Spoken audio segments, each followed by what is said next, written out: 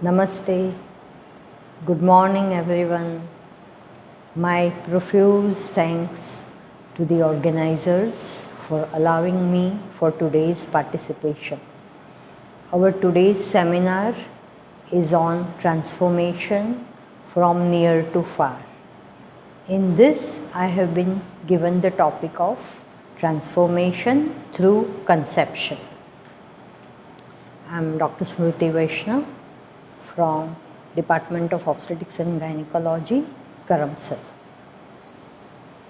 Sri Aurobindo has prophesied that all the world's possibility in man are waiting as the tree waits in its seed. And the mother has said that we are at a decisive hour in the history of the earth. It is preparing for the coming of Superman, and because of this, the old way of life is losing its value. We must widen ourselves to receive what is going to come. Call and the boon for transformation. Immense importance of enhancement of psychological and spiritual well-being of parents, particularly expectant mothers, during the period of conception and pregnancy is well recognized in the history of mankind. There are examples of birth of Shankaracharya, Rama, Vivekananda, in which mothers have done tremendous tapasya.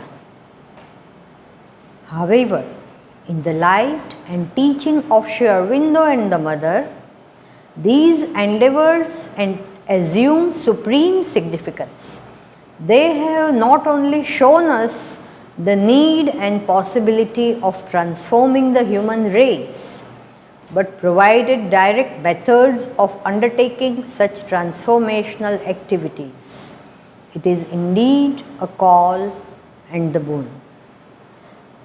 Sri Aurobindo has given in his poem in Savitri, I saw the omnipotent's flaming pioneers over the heavenly verge which turns down towards the life, come crowding down the amber stairs of birth, forerunners of a divine multitude. Out of the paths of morning star they came into the literal room of mortal life.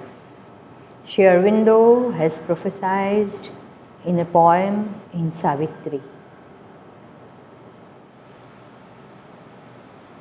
Divine Mother has given beautiful explanation that these souls are waiting to come down and take a rebirth, but they are waiting for aspiring parents, and now there is a need of preparation of parents. On the other side, there is a call from the nature. Once again, the nature feels one of our greatest impulses towards the creation of utterly new, something unexpected. It is the call of the nature that we must answer. All those who feel that their hearts extend further than the limits of their own person and family, all those who realize that they belong not to themselves or to their family or even to their country, but to God, know that they must rise and set to work for the sake of humanity, for the advent of the dawn. And amongst these individuals, women must be the first to realize this great change, as it is her special task to give birth in this world to the first specimens of new race. So, future of the mankind depends a great deal upon the aspiration and wisdom of mothers. While preparing for a new birth, Sri Aurobindo and mother has already announced it and the roadmap has been given. What are we waiting for? The transformation through conception actually indicates two interlacing columns in cosmos, where one ascending column of aspiration from the parents and descending column of waiting divine purified souls. They get together and then comes the birth of a new race.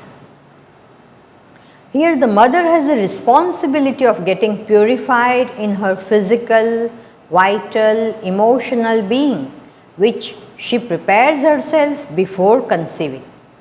Then couple starts with a prayer and joint aspiration for a divine child, and this should be combined with harmonious living that brings about a state of joy and peace before the process of conception. The mother has to be in an aspiring mode, in a state of prayer and meditation while performing the act of supreme consummation. The mother must be having an aspiration as well as receptivity, which is sufficiently passive and open to the higher forces that kindles for the psychic being a light, and it knows where it must go.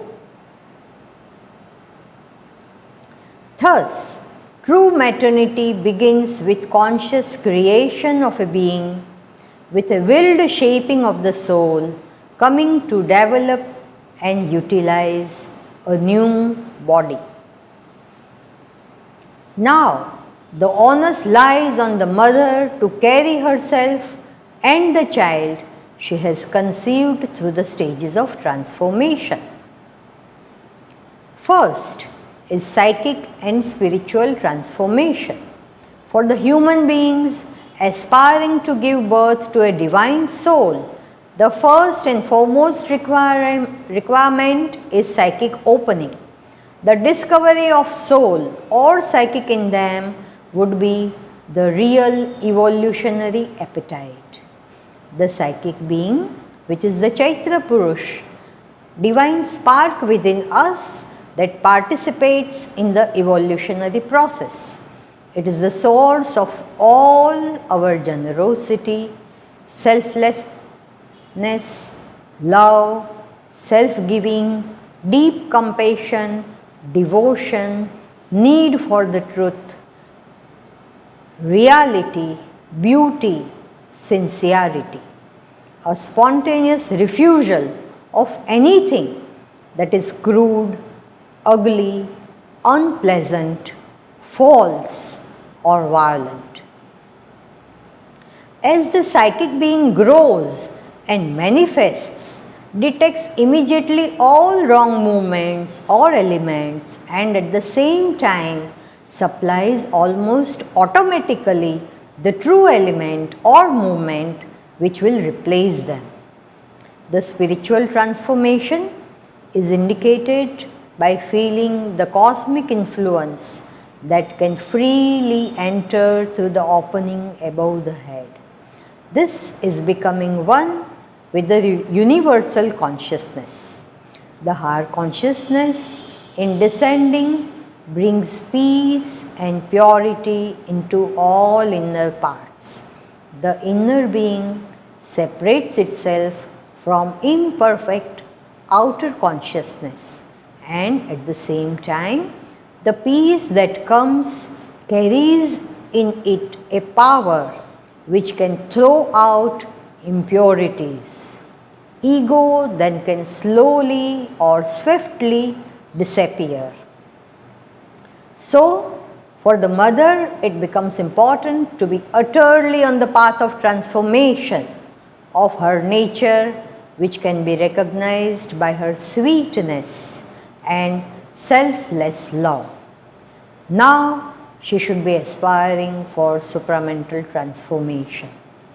Supramental transformation requires three things. First, the whole being from head to toe must be open to the higher consciousness. There should be nothing that obstructs the play of light. The entire being must be open. Second, the center of consciousness must be lifted up and established as higher as in the supramental level. And third, there should be a working harmony between the physical, mental and vital parts of ourselves in tune with the truth of the supramental. Make thy daily life a pilgrimage. Here the mother's role is like a soldier on the border who has to be awake and vigilant always. No negative feelings, no emotion should be felt during pregnancy that can harm the fetus. The unborn child remains in the mother's womb for 280 days.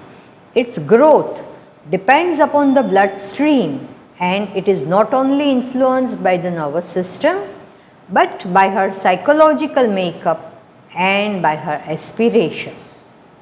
The mother should remain in a direct communion with a channel descending from above that contains higher light, knowledge, power, force, bliss, purity into the whole being, even into the lowest recesses of life and body, even into the darkness of subconscious. The room where expectant mother sleeps should be airy and artistically arranged with fresh and fragrant flowers in a vase and beautiful pictures on the walls. This will help in keeping her mood elevated and pass on harmonious and healthy vibrations to the developing fetus. Now, I will tell little bit about the activities required by the mother for physical development of the fetus. This particularly requires good food, rest and pranayam and asanas. Now, for the food I would like to say that it should always be prepared by the pregnant mother herself or by her mother or mother-in-law, who will carry the good vibrations, and they will prepare the food as they are preparing the prasad. And the mother should take the food after praying that this food infuses divine consciousness in my baby. The studies have shown that food carries the subtle vibration of the consciousness and affects the health of the person who takes it. As far as the rest and sleep are concerned, it is of paramount importance for the baby, because while mother is relaxing, the blood supply is maximum to the baby. She must ensure whole body relaxation, concentrating on breathing, establishing complete silence on her head, and then imagining that she is sleeping like a newborn, fearlessly in the lap of the Divine Mother. And she should pray Almighty that she should be taking care of unborn child during the night time when adverse forces are at work.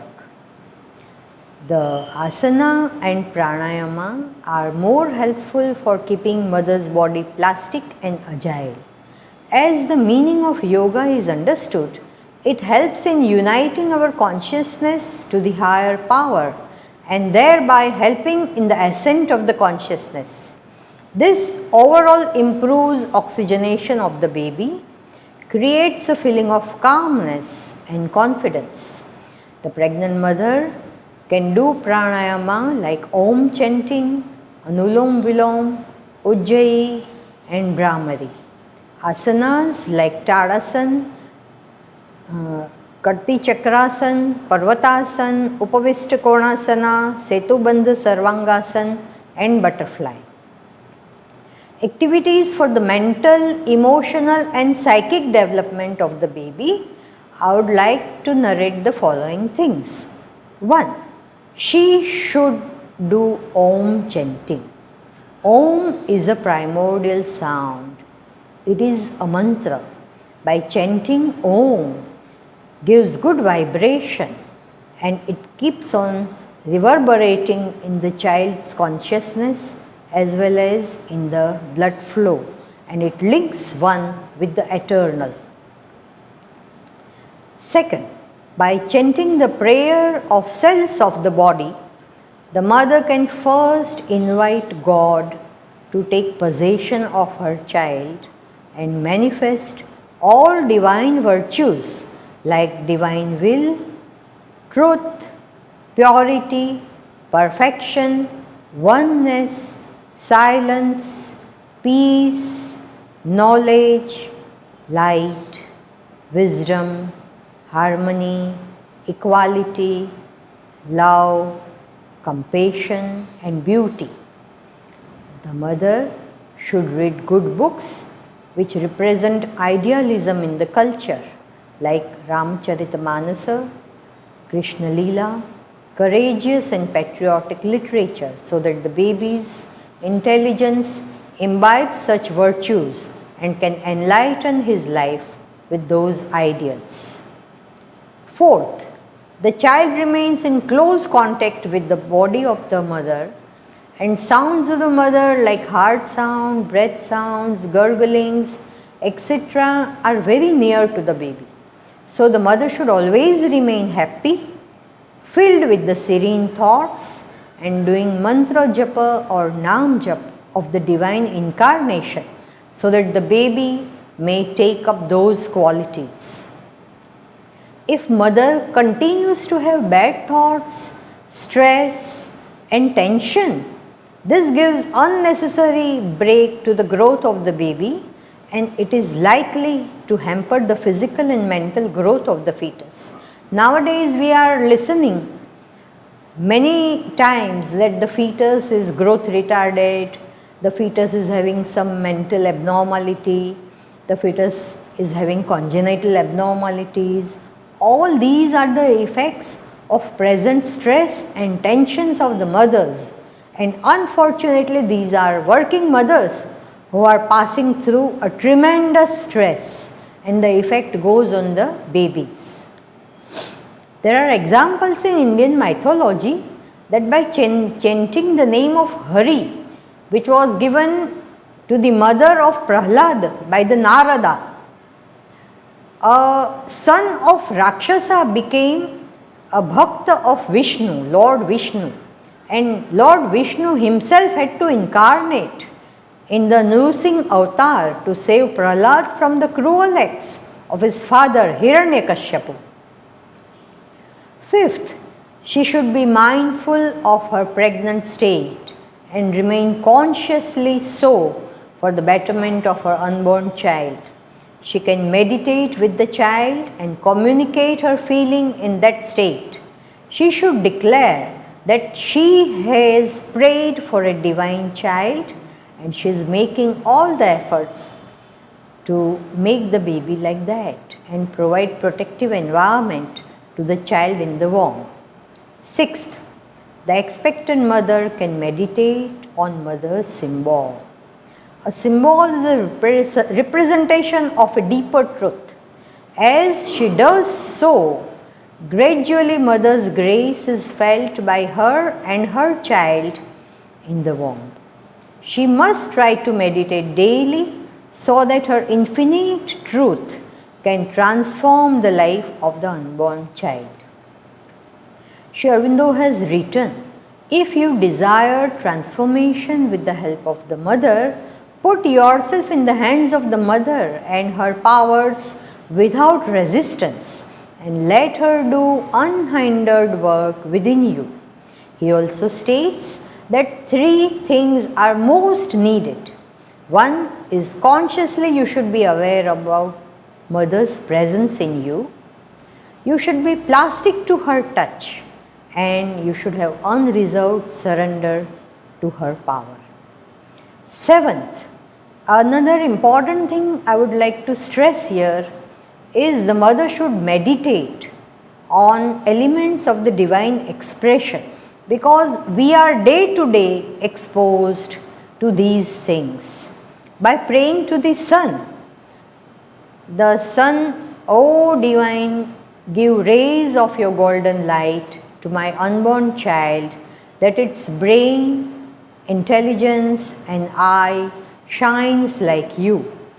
To the moon, O moon, let your serene moonlight to my child. Earth, O stable and endurant earth, shower your love to my child, so that he may become stable and selfless like you. For the wind, O son of Agni, grant your speed and lighteousness to my child. To the water, O always flowing waters, grant my child your dynamism and detachment. May the circulation in my child flow without any hindrance or obstruction.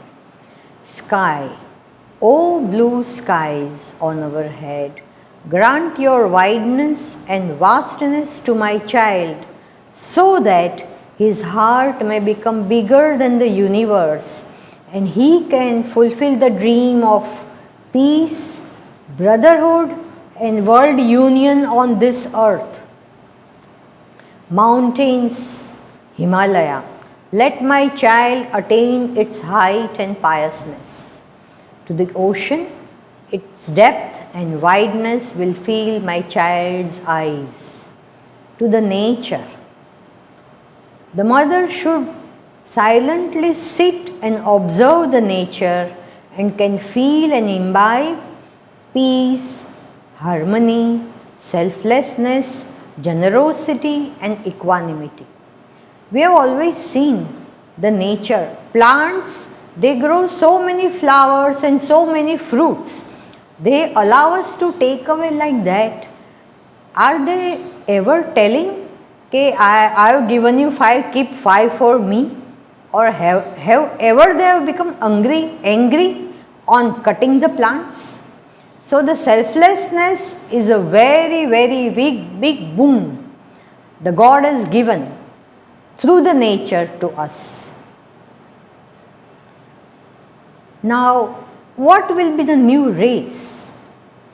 According to the vision of Mother and Sri Aurobindo, the new race shall be governed by the intuition, that is to say, a direct perception of divine law within. At its source, it is the dynamic consciousness of the divine knower and creator.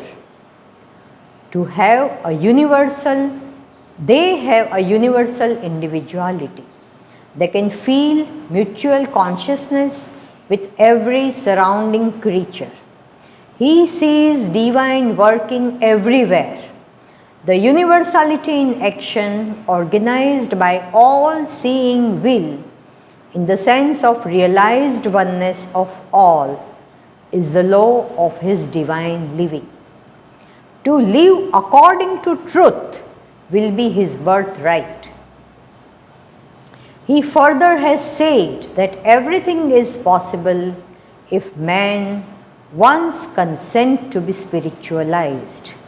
So, it is there where our responsibility arises to build a nucleus of a base which is open by necessary purification, surrender and harnessing of our nature to the psychic to create a magnetic field as it were for the truth to descend and manifest. What is indispensable is an ardent will for progress, the willing and joyful renunciation of all that hampers the advance, to remember always, to recall it constantly, to go to sleep with this idea, to wake up with this perception, to do all that one does with this, to do all that one does with this great truth as background, that we are witnessing the birth of a new world. After all, by the Mother's power and grace, not by any human's endeavor or tapasya, can alone make possible sadhana of transformation by conception. As supramental change is a thing decreed, inevitable in the evolution of earth consciousness, for its upward ascent is not ended and mind is not its last summit. We can participate in it, we can become this new world, and truly, when one has such a marvelous opportunity, one should be ready to give up everything for its sake. If earth calls and supreme answers, the hour can even now for that immense and glorious transformation. O Mother, let there be a descent of truth, light, life divine and immortal Ananda. Om Namo Bhagavate.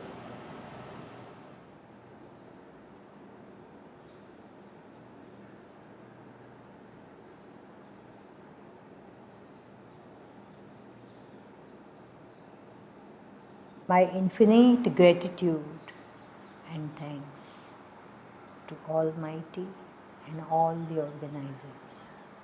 Thank you.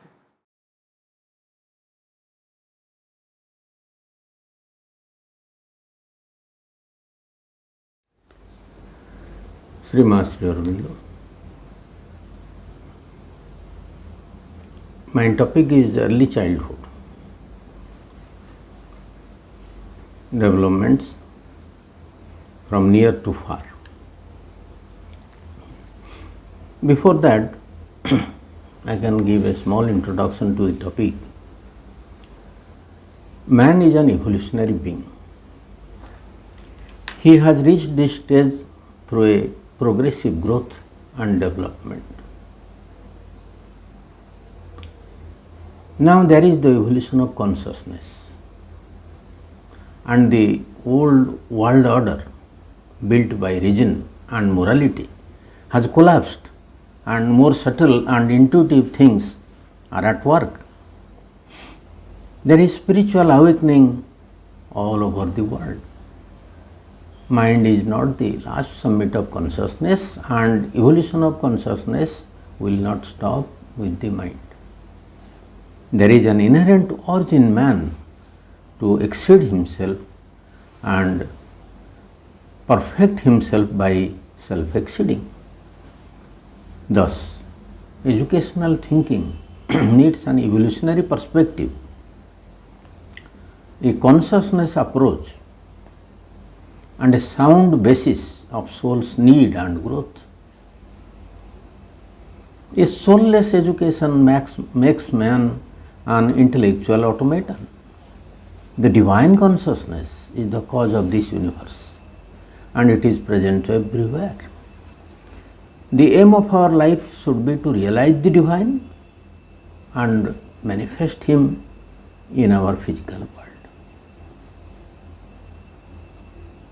The true business of man upon earth, says Sri Aurobindo, is to express in the type of humanity a growing image of the divine.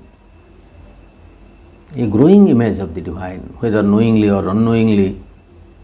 It is to this end that the nature is working in him, under the thick veil of her inner and outer process. He further says that man is a transitional being. He is not the final product of evolution.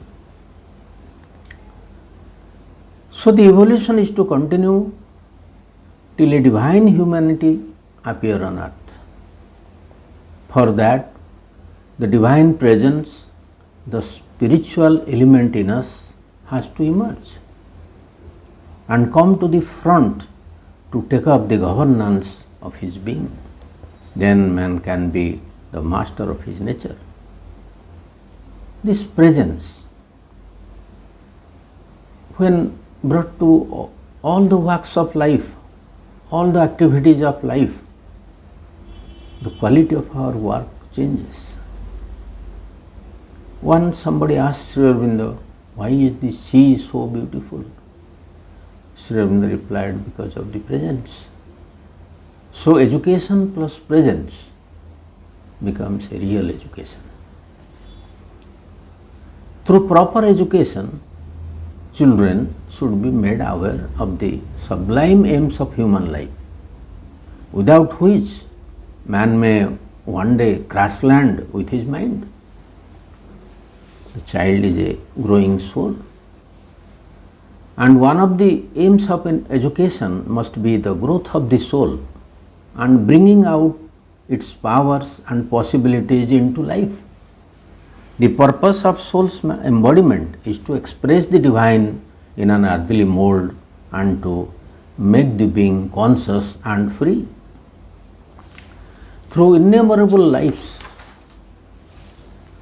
the soul gathers experience, and gradually a personality is being formed around the soul.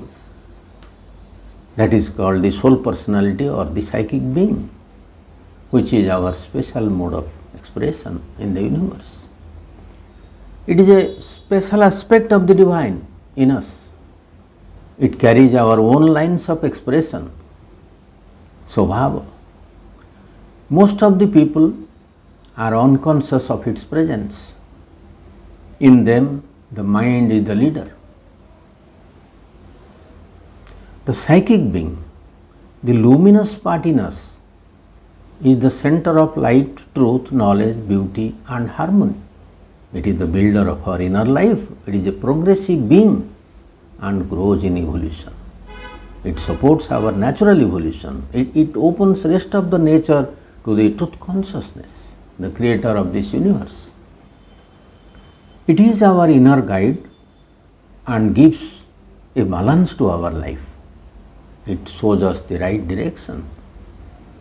Its power of discernment is infallible and can discern a bad influence from a good one. It resides in man for his divine fulfillment. It is the main source of spiritual awakening, and through it our normal consciousness can be transformed to spiritual consciousness. The child, as we said, is an evolving soul. The parents must help the child to discover his soul by providing a congenial atmosphere at home. In younger children, the psychic being is almost in front, but in adults it gets veiled by the mental development. In this connection, the mother says, that is why I insist upon this, and I say that from their infancy, children must be taught that there is an inner reality within themselves, within the earth, within the universe, and that they, the earth and the universe exist only as a function of this truth, and that if it did not exist, the child would not last. It is a question, of course, of giving, it is not a question, of course, of giving a child philosophical explanations, but he could very well be given the feeling of this kind of inner comfort, of satisfaction, and sometimes of an intense joy when he obeys this little very silent thing within him, which will prevent him from doing what is contrary to it. It is on an experience of this kind that teaching may be based. The child must be given the impression that nothing can endure if he does not have within himself this true satisfaction which alone is permanent. The finest present one can give to the child, the mother says, would be to teach him to know himself and master himself. Our present way of living, the external routine, competition for success, etc., prevent us from having any idea or experience of this precious divine element in us. In most men, this inhabitant is as if asleep and is clouded by the external consciousness.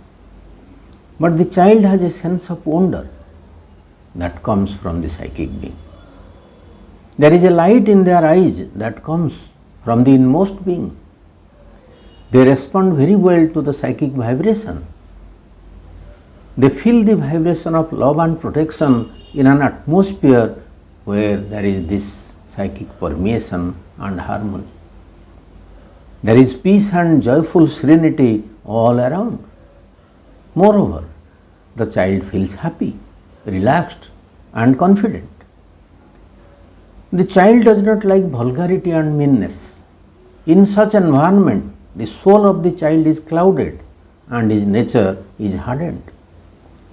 So the parents should give more stress on child's psychic needs. Happiness is the sign that the need of the child is met. Truth, good and beauty are soul's way of expression. These are inherent in its own substance. All that contradicts these things are false, like falsehood, evil and ugliness, powerfully affect the growth of the external being of the child. The mother says, if they were given a few drops of truth when they were very young, they would blossom quite naturally. As the being grows, it would be wonderful work. Parents must be extremely truthful in their dealings with children. Always, one should control one's words and never criticize others. No movement of anger, violence, loss of control and temper is good for child's growth. Up to the age of 7, children should enjoy themselves. Through play, they develop a taste for learning.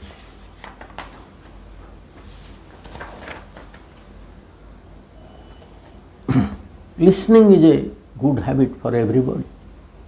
Parents must listen what the child says without giving any quick solutions to their problems. The parents must understand the children by discussing with them their problems, never to humiliate and stifle the spirit of the child. Every child is unique and beautiful. Appreciation of child's individuality is a healthy attitude on the part of the parents. The growth of the child continues through many stages. The child's world is as real as that of the adult, and the need of each stage of development must be looked after properly.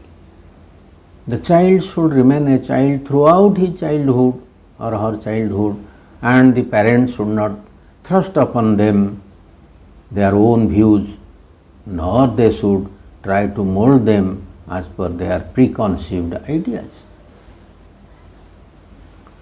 In the early stage, there is sensory development. Thereafter, there is emotional, aesthetic and intellectual development.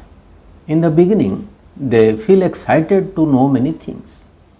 They learn through imagination, imitation, repetition, hands-on experimentation and exploration.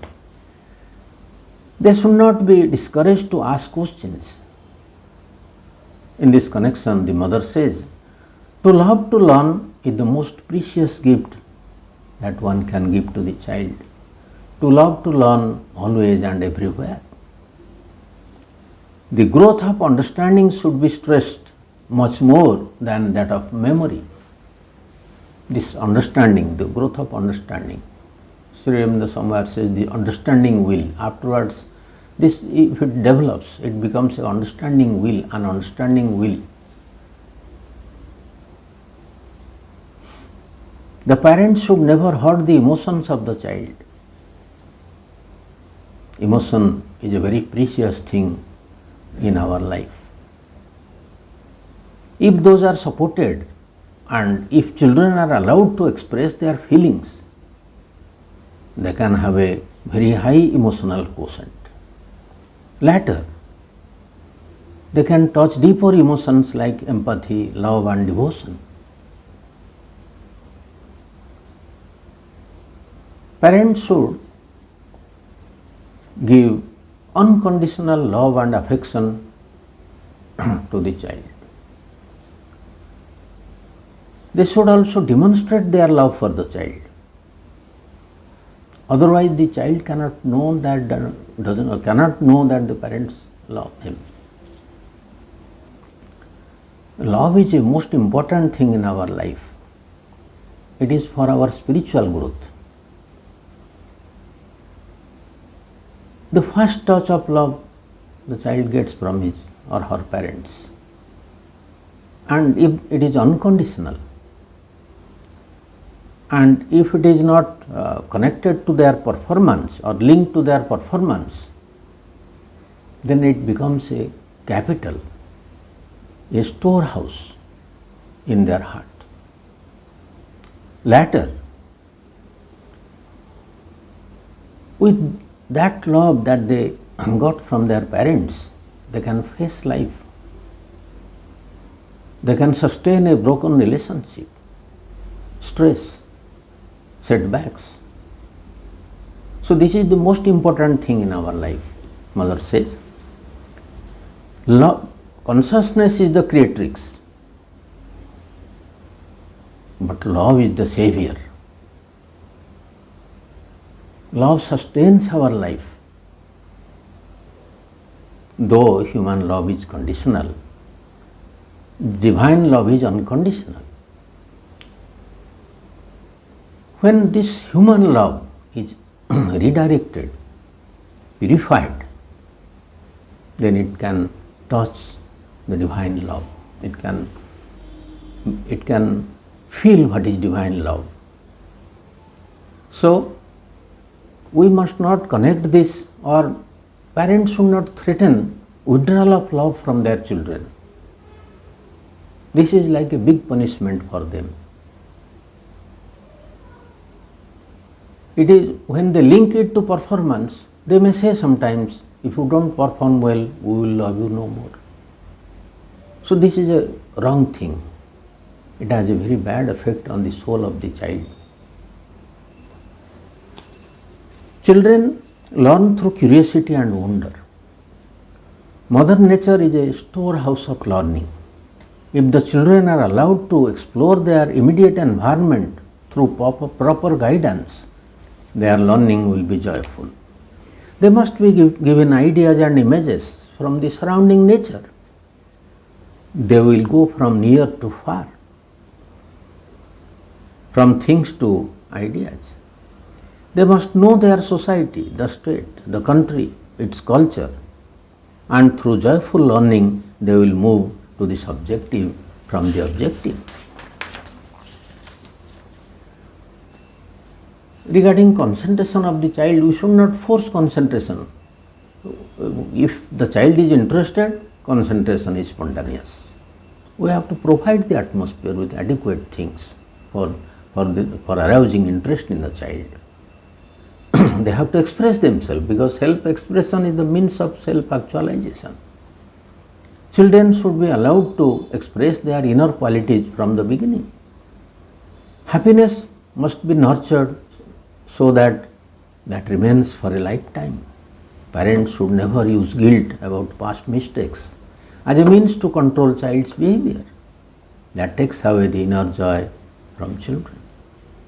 If the child confesses about some wrong she or he has committed, she or he should be treated with kindness and affection. No fear to come between the child and the parents. It gives birth to deceit and lying in children, as the mother says. The first rule of moral training, says Sri Aurobindo, is to suggest and invite, not command or impose. The child is very much awake to moral beauty in a person. They treat truthful persons as their ideal and show love and respect for them. Parents should not show any negative behavior or never lie or pretend. Parents should take care to keep promises and commitments. Inconsistency greatly affects the bonding between the child and the parents. Parents should be their guides and friends and not taskmasters. The mother says, two things need to be done. Children must be taught, first, not to tell a lie, whatever the consequence. Second, to control violence, rage and anger. If these two things can be done, they can be led towards superhumanity. A complete devotion to the divine is the last condition, but that comes after these two things. It's not by, lastly we may say, we may conclude, it is not by changing the outer conditions of life that the problems humanity faces at present will be solved. It can be solved by a change of consciousness, a change of transformation of a transformation of consciousness or physical life on earth. Then the problems can be solved. We must be absolutely sincere in our effort of transformation and must develop the certitude of the final victory of truth. We must prepare our children to be the candidates for superhumanity. Lastly, again I repeat, if the psychic being comes to the front as the leader of the march, in the words of Sri Aurobindo, will itself take up most of the business of education out of our hands and develop the capacities towards a realization of its potentialities. So with these words, I conclude my speech. Thank you, everybody.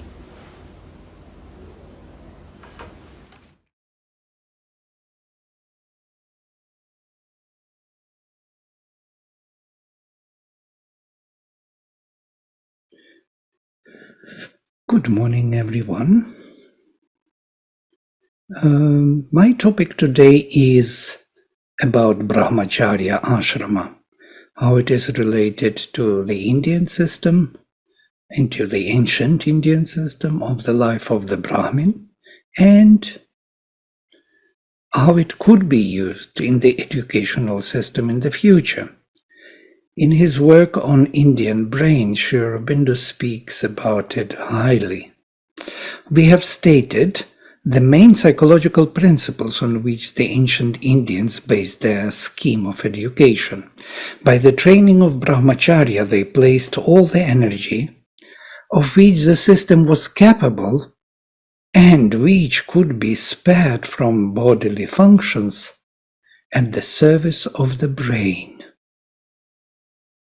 In this way, they not only strengthened the medha, or grasping power, the dhi, or subtlety and swiftness of thought conception, the memory and the creative intellectual force, making the triple force of memory, invention, judgment, comprehensive and analytic. But they greatly enlarged the range, no less than intensity, of the absorbing, storing, and generative mental activities. So we can see that the energy which is needed for the functions of the intellect in the physical body is required from the body, and it is highly improving the functionality of the spirit. So the highest creative intellects in Europe, continues Sri Aurobindo, have achieved sovereignty by limitation, by striving to excel only in one field of a single intellectual province, in one field of a single intellectual province, or at most in two. When they have been versatile, it has been by sacrificing height to breadth. But in India, it is the greatest who have been the most versatile and passed from one field of achievement to another without sacrificing an inch of their height or an iota of their creative intensity. Easily, unfalteringly, with an assured mastery. This easy and unfailing illumination, crowning the unfailing energy created by Brahmacharya, was due to the discipline which developed sattva, or inner illumination. This illumination makes the acquisition of knowledge and all other intellectual operations easy, spontaneous, swift, decisive, and comparatively unfatiguing to body and or brain. In these two things lies the secret of Aryan intellectual achievement. Brahmacharya and Sattvic development created the brain of India. It was perfected by yoga. So now I would like us to view this particular flexible way of thinking which created the archetypal vision of humanity and all the processes connected with the building of society, a human being, the world in general. So I would like to project the scheme here, wait a minute, which would give us the idea. Here it is. So archetypal thinking in Indian tradition. So as we see here, 1, 2, 3, 4, there are 4 different sections which cover different endeavors in the Indian society and philosophy. So we can see that ashramas, Brahmacharya-ashrama, which starts from the childhood of 6 years old till approximately 30 years old, then Grihastha, the ashrama of the married life and family life, then 25 years or so, then VANAPRASTHA, going into the forest, and finally sannyasa. Total dedication of all the activities to the divine.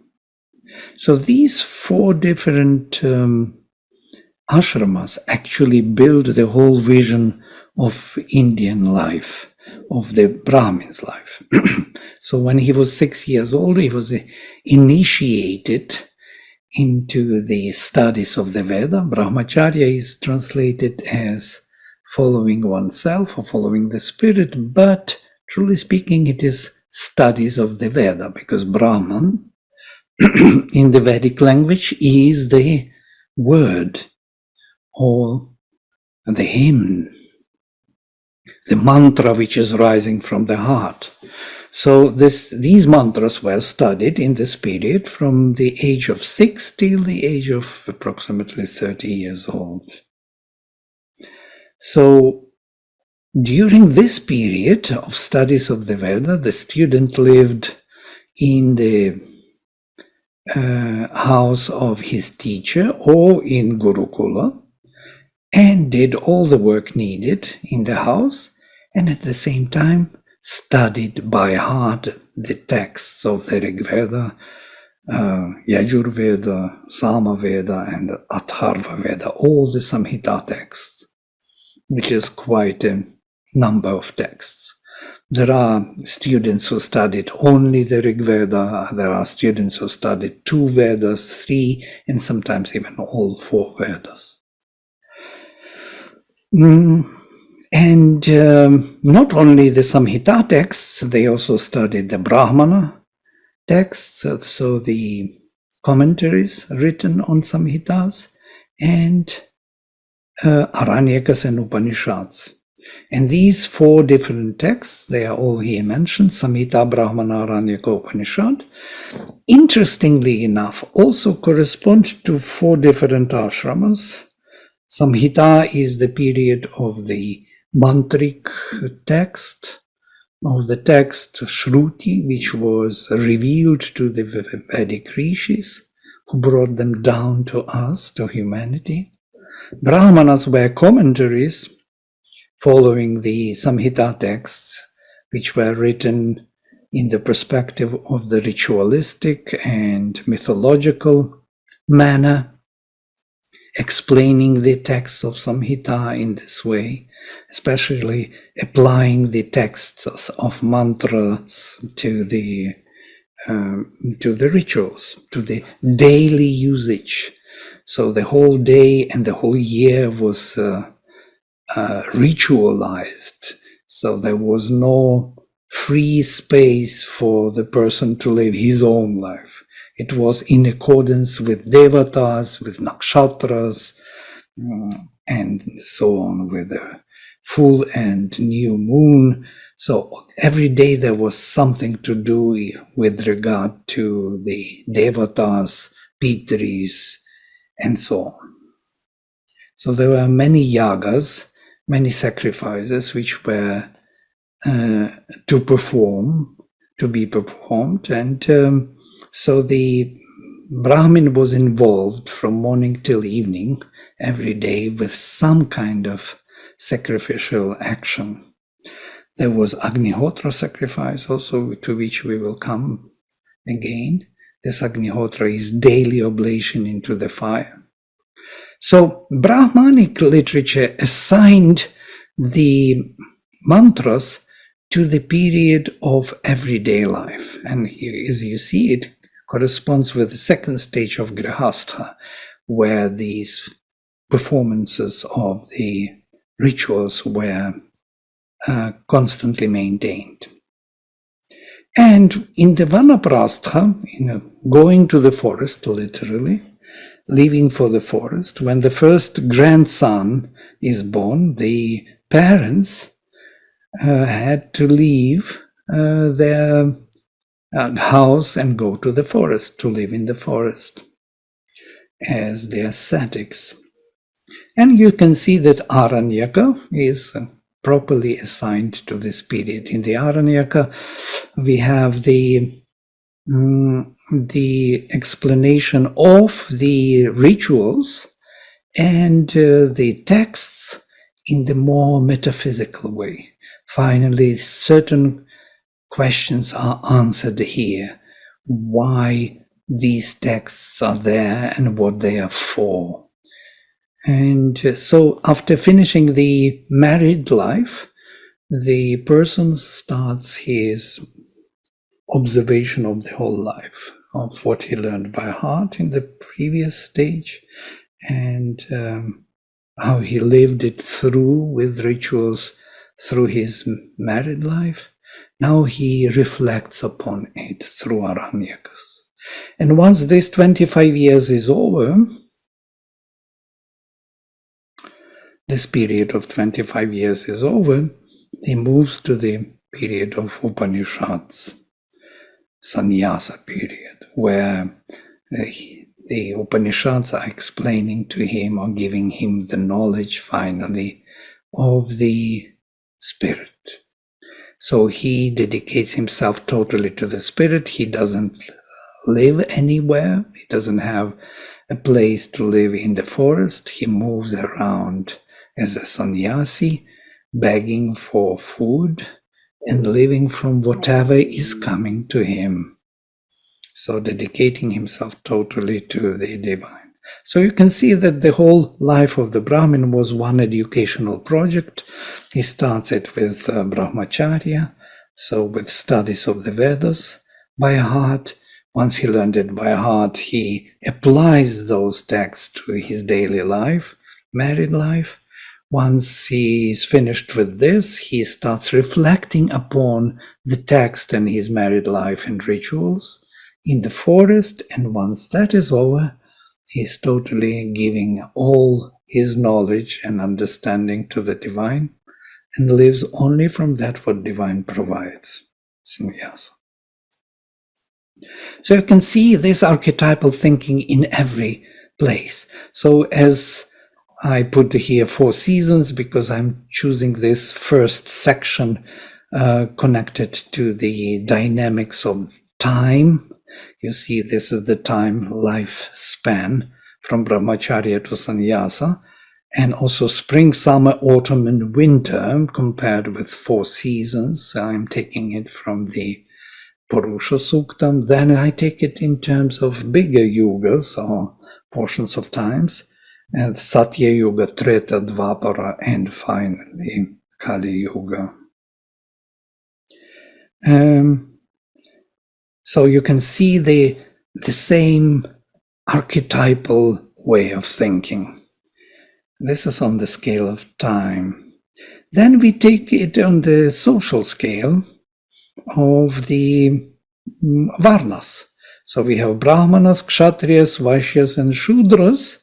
Also we have the description of these Varnas we have in Purusha Suktam. Actually, I have this here, so you can see the text. Yad Purusham vyadadhuh katidha vyakalpayan mukham kim asya kaubahu kauru pada uchyete. When they distributed the Purusha, how many parts did they arrange? What did his mouth become, his hands, his thighs, his legs? Brahmanosya mukham asit.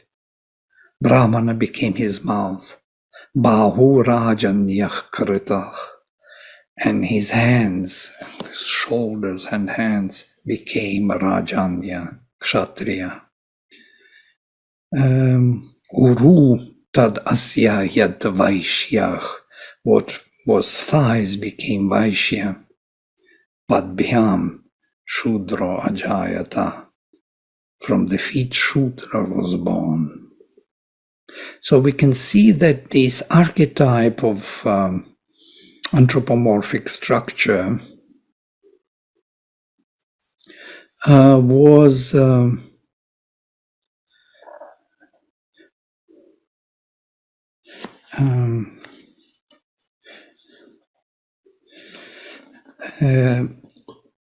actually applied to the society and to the individual. So there was a universal Purusha and the individual Purusha. So this anthropomorphic vision of the world is actually presented throughout. You can see this in the temples, you can see it in the individual and universal approach to Purusha. We see this beautiful text found in the Aitareya Upanishad, where the universal Purusha was sacrificed, the same sacrifice of Purusha, and all his faculties came out and plunged into the inconscient ocean. Yeah? And from the inconscient ocean, they started to rise and find their abiding place in man. And so this is the formation of the individual being.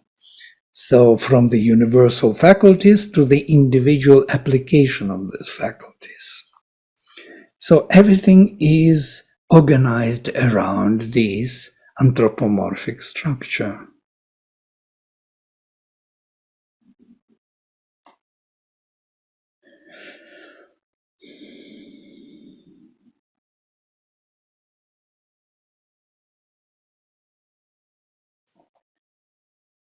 So Sri Aurobindo continues. I will come back to my scheme later, but first I will cover something important for understanding of Brahmacharya. The sex energy can be controlled and diverted from the sex purpose. So it can be sublimated. It doesn't have to be thrown out as it is usually in nature, and used for the aesthetic and artistic or other creation and productiveness, or preserved for heightening of the intellectual or other energies. This is an interesting view because, truly speaking, all the aesthetic and artistic creations require this energy. So we can say that the art and culture are in some way sublimation of this energy in every creativity. It is well known also in Ayurveda that this impulse, this ayu, life force, depends on the sexual energy, on this ojas which is within. We will come to it in a minute. Or it can be redirected and used for the intellectual, for the power to empowering our brain.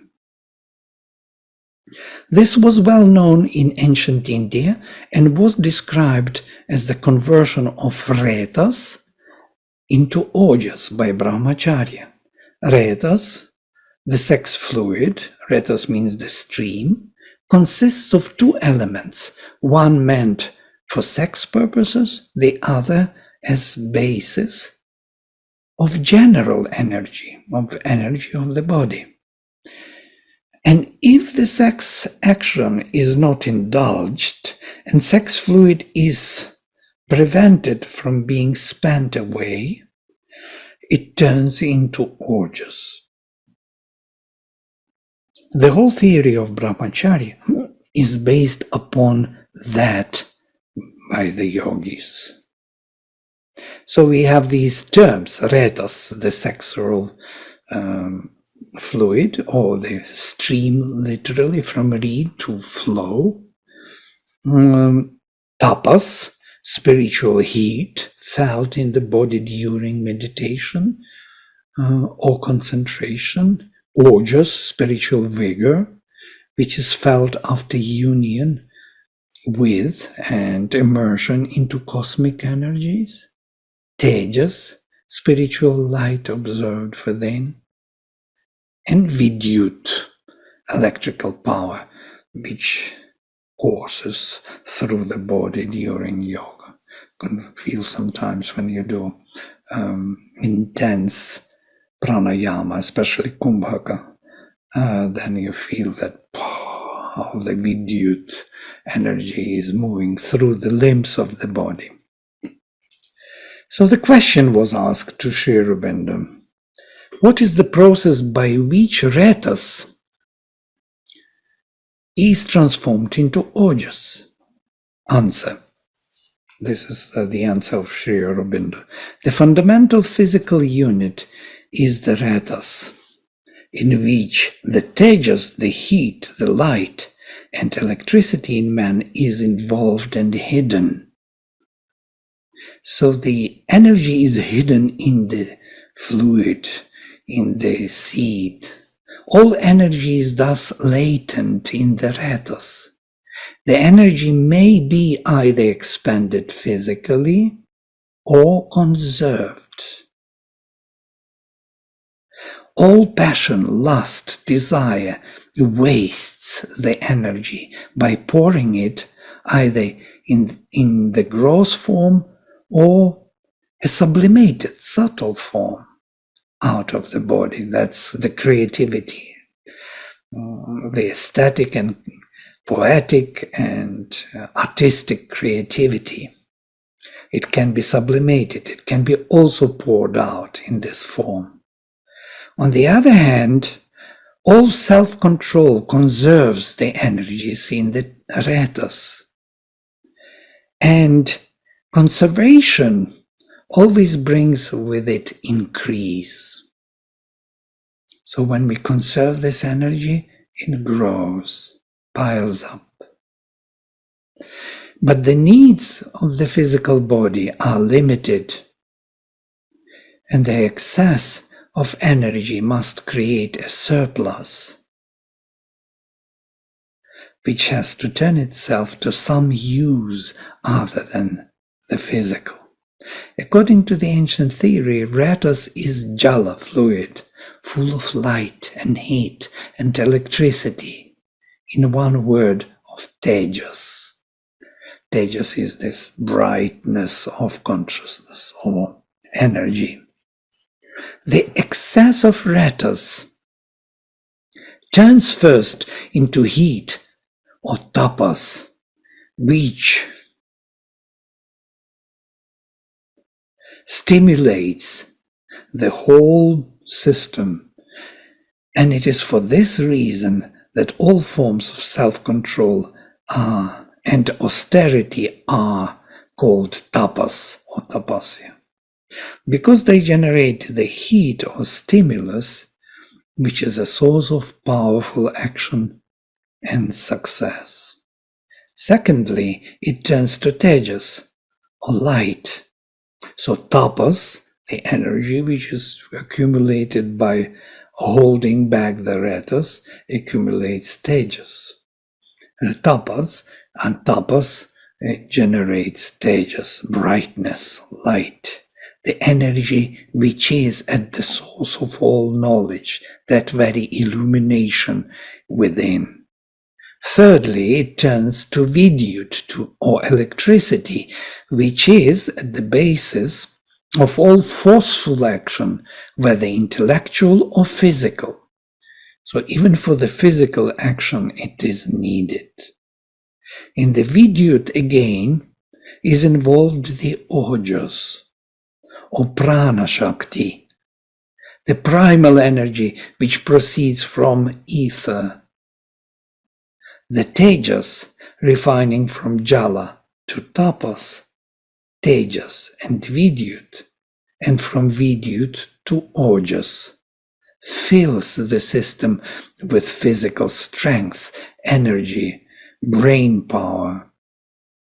And its last form of ojas rises to the brain and informs it with that primal energy, which is the most refined form of matter and nearest to spirit.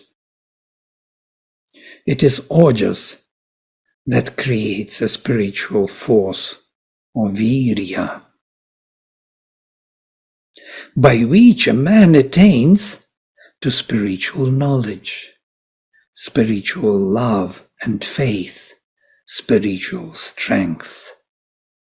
It follows that the more we can, by brahmacharya, increase the store of tapas, heat, tejas, light, vidyut, electric, and ojas, vigor, the more we shall fill ourselves with utter energy of the works of the body, heart, mind, and spirit.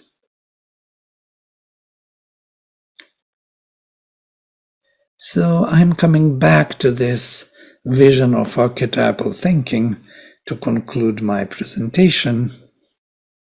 So, on the ground of this powerful, spiritual, illumined capacity of consciousness in the body, the Indian mind saw the pattern of development of the society in time and space. So they are kind of overlapping or repeating the same cycles, as it were, within the time, within the dynamic truth.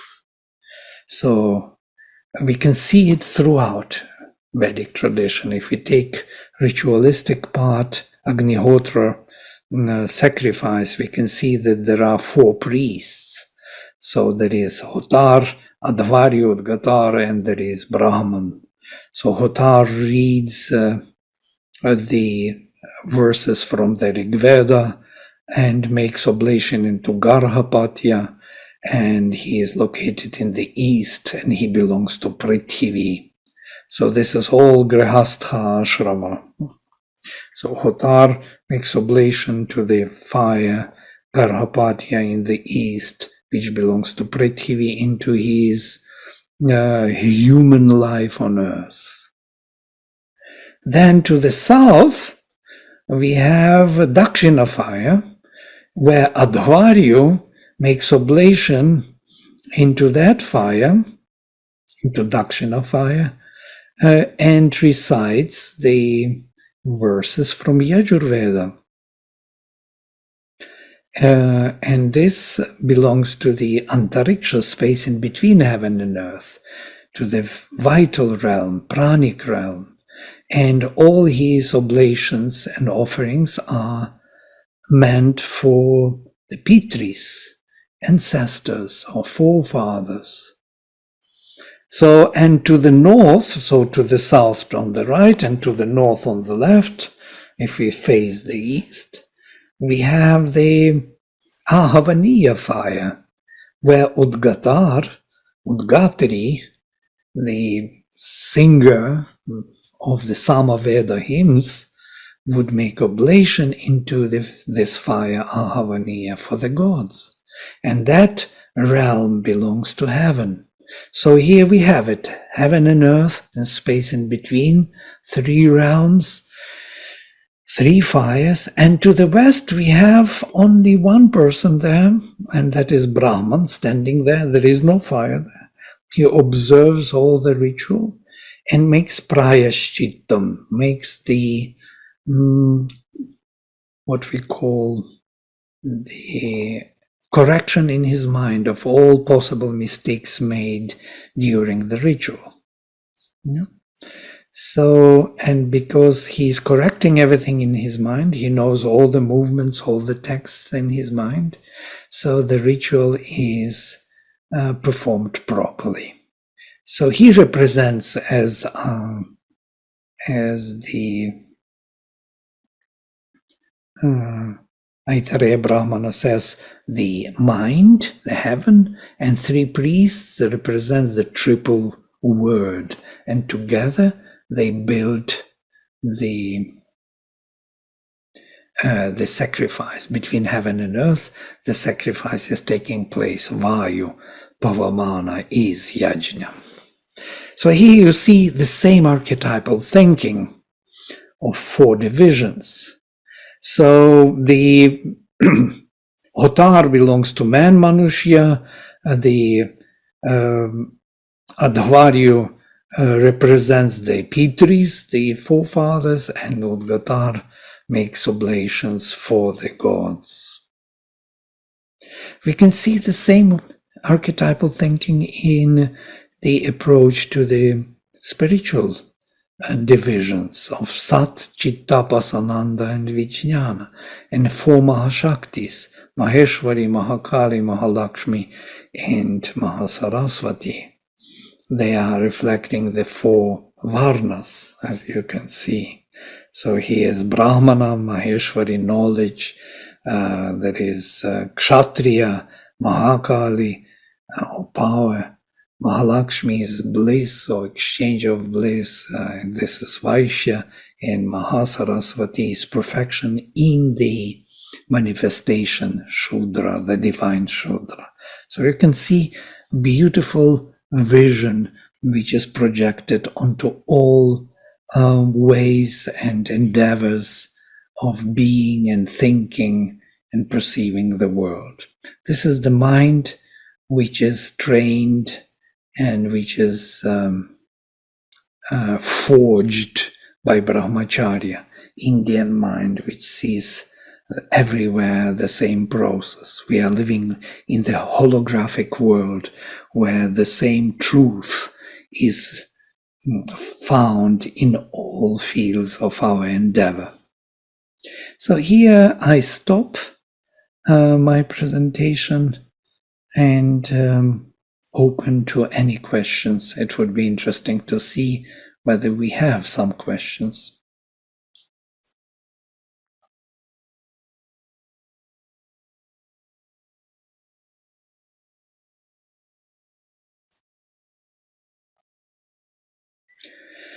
Otherwise, thank you for attention and wish you all the best. I hope that our educational system can take it in and see in this Brahmacharya period the most important element of the development of human beings and the power of human brain and spirit within the body. So the body has the spiritual means to support the spiritual development of the person. So thank you and namaste.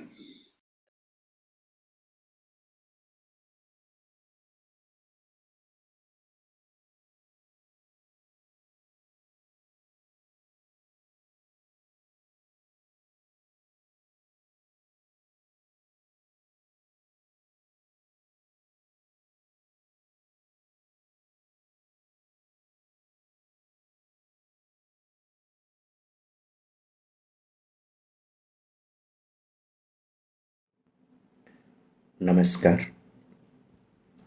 This is Sampadananda Mishra from Rishihood University, Sonipat. I'm extremely happy to be a part of this All Odisha conference organized by Sri Aurobindo Medical Association. The topic that has been assigned to me is on GRIHASTHASHRAMA. Before I proceed with my deliberation, I express my deep sense of gratitude to Sri Aurobindo and the Mother for bringing us all together in this conference and celebrating the 150 years of Sri Aurobindo's birth and 75 years of India's independence. Grihasthashrama is the next stage of life after Brahmacharyashrama. In the Brahmacharyashrama, it's a preparation for the Grihasthashrama. The Guru in the Gurukul prepares the Shishya, the disciple, makes him physically, emotionally, mentally, psychologically, spiritually strong enough so then he could come out of Gurukul, go to the society and lead the life of a Grihastha and then contribute positively towards the nation building and become a part of the spiritualized society. And it is such strong personalities who could build this spiritualized society. And Grihasthashrama plays an important role in building such societies, in building such nations. What is Grihasthashrama? And then why is it given so much of importance? What is so central to this ashrama? What is so important to this ashrama?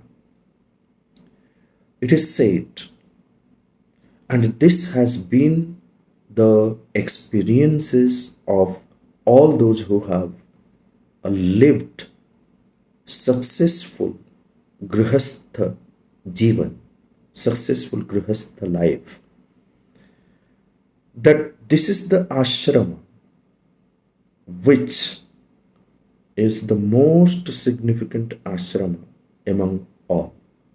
Brahmacharya, Grihastha, Vanaprastha and Sannyasa. Among these four ashramas, Grihastha ashrama is the most significant one. What happens here?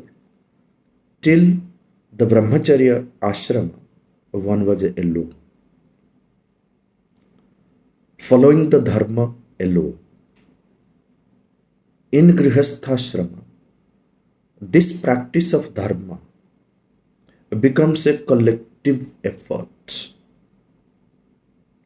One becomes a part of the family where one has to live with many, and especially many in the sense like in a family there are parents, there are other members, and then one also accepts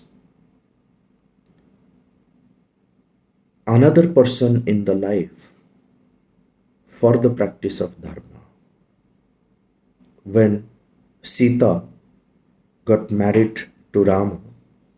So Janaka says to Rama that Yam Sita Mama Sutta Sahadharmachari Tava. Look at this word Sahadharmachari Tava. She becomes Sahadharmachari, that in the matter of dharma, in following the dharma, she becomes your eternal partner. Eternal in the sense that we say that when a man and woman come together, they come together not just for one life, but they come together for 7 lives. That is why I use the word the eternal. They live together for 7 lives. So Grihastha Ashrama is meant for following the dharma together. And both man and woman, Purusha and a Nari, or Nara and Nari, Manava or Manavi, they both become the owners of the house. It is not just the man who is the owner of the house, the woman also becomes the owner of the house. That is why both are Grihastha. And there is a beautiful word in Sanskrit which says the couple is called Dampati. Both the man and woman together, they are called Dampati because both of them, they are Pati. And here Pati word is in dual form, Dampati. Both are the owners of house. Pati, owner. Dama is house. Dampati. But what is the greater purpose of a man and woman coming together to form the Grihastha Ashrama? Or to be in Grihastha Ashrama, to form a family, or to be a part of the family? Is it just a social duty that one has to fulfill? Come together and then have children, live in the family, earn something, and then pass away? What is the greater purpose? Why is it called that Grihastha Ashrama is the most important ashrama? When someone, after finishing the Gurukul, leaves the Gurukul, the Guru gives this advice that you are leaving the Gurukul. My advice is that continue in clinging to the truth. Continue on the path of Dharma. Follow the Dharma. Never deviate from the path of Dharma. Never deviate from the study of use. Satyam vada, dharmam chara, swadhyayan ma pramada. And then it says that atithi devo bhava, acharya devo bhava, matru devo bhava, pitru devo bhava, prajatantum ma vyavachetsi. Have respect for all. See the divinity in all. And continue with this whole process of creating a conscious population. Participate in the creation of a conscious population, not an unwanted population. And this is where lies the importance of the Grihastha Ashrama. That one has to participate in creating a conscious population and not an unwanted population. How does it happen? How does one participate?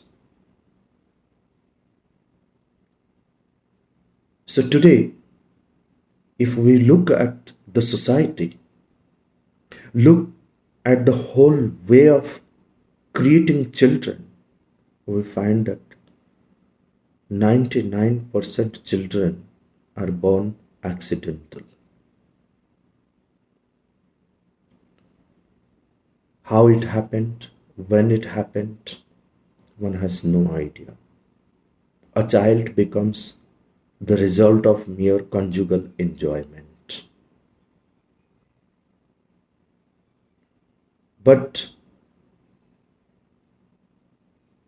the ancient seers and sages have again and again confirmed, and have again and again they have advised that the Grihastha Jivana is not ragartham, not for being attached to each other, not for being attached to anything in this world, but it is with a sense of renunciation that one has to enjoy the world. Tena tyaktena bhunjitha. With a sense of non-possession, with a sense of renunciation, one has to enjoy everything in this world. And especially when it comes to giving birth to a child, the whole purpose is that the child should not be the result of mere conjugal enjoyment, full of karma. The karma has to be dharma aviruddha karma. The karma has to be for as per the dharma. This is where creating a conscious population becomes important. Following the path of the rishis, one has to create the conscious population by going through the entire process of giving birth to a child consciously. That is where the mother of Sri Aurobindo Ashram, she speaks of willed conception. She speaks of consciously giving birth to a child, not unconsciously, mechanically, as the animals give birth to their babies. So, man and woman coming together in a relation, in vivaha. Look at this beautiful word, it's not marriage. Marriage cannot be the right word translating the word vivaha. That here there is a greater responsibility which is lying on each other's shoulder. When a man comes in the life of a woman and a woman comes in the life of a man in this vivaha sanskara, so there is a promise which is made by each other that I come in your life and my responsibility is to take care of your inner growth. And the same is promised by the woman to a man, that I come in your life also to take care of the responsibility of seeing and taking care of your inner growth. And this is where, when a man and woman, they come together to take forward the lineage. So both of them harmoniously have to aspire and pray for a soul to manifest. That is why, as per the spiritual truth of giving birth to a child, is that the child must be the result of intense and pure aspiration and prayer for manifesting a soul. When that harmonious aspiration and prayer is there, both man and woman tied up in Vivaha Sanskara have entered into the Grihastha Ashrama. They aspire for having a soul manifest through them. Then, in the Karagar, a little Krishna can take birth from the womb of Devaki. This is what happens. There are many, many great souls waiting to manifest in this world, but there is no adhara. There is no field in which they will manifest. So a man and woman coming together in Vivaha to take forward the Vansha Parampara. So in this Grihastha Ashrama, the most important task is to prepare that adhara in which a soul can manifest. Maternity, or to become a father, to become a mother, is not just a social duty. There is a greater spiritual purpose which is behind this whole process.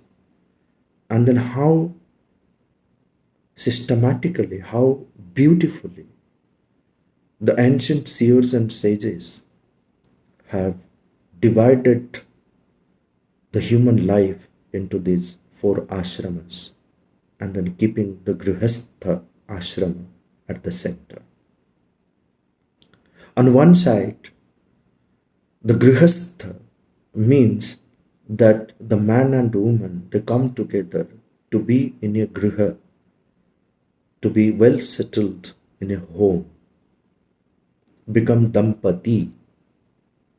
But there is also a deeper dimension to it. Now, the griha in which we live is temporary, but the Vedic seers and sages also have spoken of an eternal home of every one of us, which is our true home. There is a beautiful phrase in the Veda, which is Swam Dhammam, means one's own home. To be Grihastha in a true sense means to return to one's own home, not by departing from this world, but while living in this world, one can truly become the Grihastha when, by the power of sadhana, by the power of tapas, by one's own power of aspiration, one enters into one's own home, Swam Dhammam. What is that Swam Dhammam? What is that one's own home? The Veda speaks of Satyam, Ritam, Brihat. Satyam, the truth which is static, our existential truth. Ritam is the dynamic truth by which everything becomes dynamic in this world, where there is order, where there is harmony, where there is symmetry, where there is proportion, where there is dynamism, pure dynamism. That is Ritam.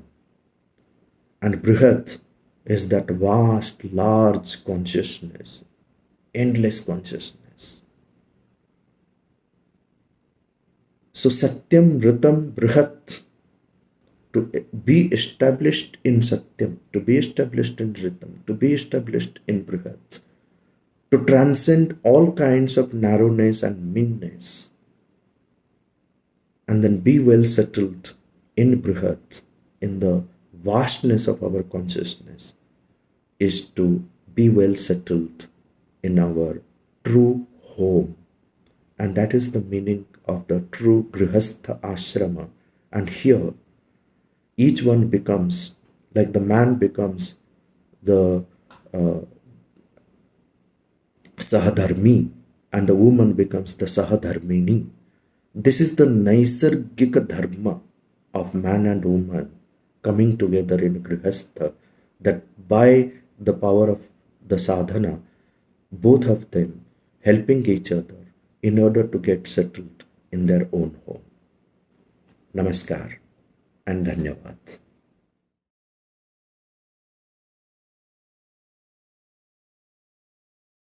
Namaste, dear all. Myself, Dr. Bhalendu Vaishnav, Chairperson, Sri Aurobindo Chair of Integral Studies, Sardar Patel University, and Professor in Head Department of Medicine, Pramukh Swami Medical College, Gujarat. I am very happy to join you all in this seminar on transformation through various stages of life. We shall discuss about transformation during VANAPRASTHASHRAMA and SANYASASHRAMA. Hinduism is a way of life which has an overriding aim of self-transcendence. Its philosophy depicts how the ancient Indian scientists and rishis understood individual and collective life, society, ownership, economic growth and fulfillment. Chaturashrama are 4 natural periods of ascension of journey of life, and each stage denotes specific purpose, specific process, specific functions, goals to be achieved, challenges, facilitators and deterrents on the way, and milestone. Similarly, each stage also has its baseline characteristics or competencies to carry on the task at hand. One can have a SWOT analysis for every stage as well. In a sense, these ashrama prepare the Aryan man in some degree for the 4 great aims of life, namely Artha, Kama, Dharma and Moksha. Vanaprasthaśrama literally means way of the forest or the forest road. In this stage, a person hands over the household responsibilities of life to the next generation, takes an advisory role and gradually withdraws from the world. Sanyasashrama conventionally indicates renunciation of the world to become fully attuned to the consciousness within. A sannyasi wants nothing from the world. He renounces all relations and possessions, roams in a fire-colored orange robe dedicated to impersonal service, sacrifice for bettering of the humanity.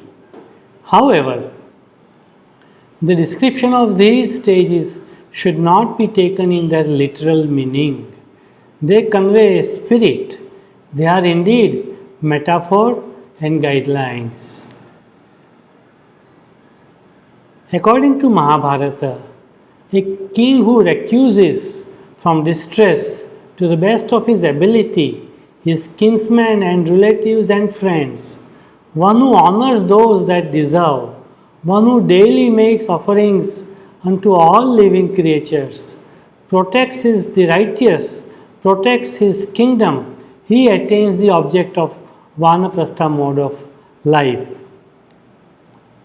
In a sense, Vanaprastha stage is a gradual evolution from a family man to a society man, from one who is seeking to one who is giving, one who is seeking better world without completely withdrawing from the daily life.